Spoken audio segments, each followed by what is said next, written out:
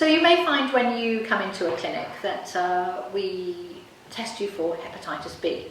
Now hepatitis B is a virus and it can cause lots of problems if you get hepatitis B, and it can be passed through sexual contact. So we test people for hepatitis B on their first attendance in the clinic.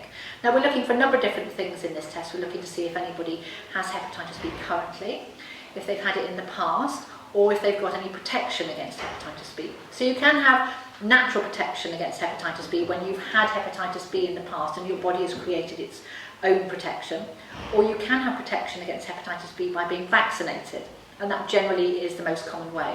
So if we do your hepatitis B testing and we find you don't have any protection, we are likely to offer you hepatitis B vaccination, and that's a series of 3 vaccinations over a period of time. We do recommend that because there are very few things that we can prevent people getting, and hepatitis B is one of them. So if we offer you the vaccination, have a chat with the member of staff and they'll talk you through it and why it's a good thing to have.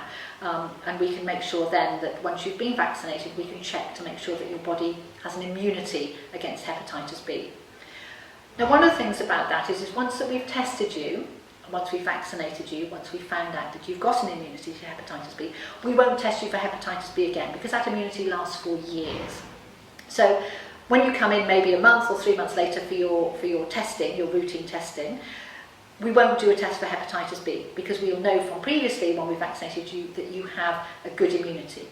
If you find that people you're working with or companies or anybody in the industry are asking for your hepatitis B test, you need to keep the certificate that has got your immunity test on it, because then you can always show them that test.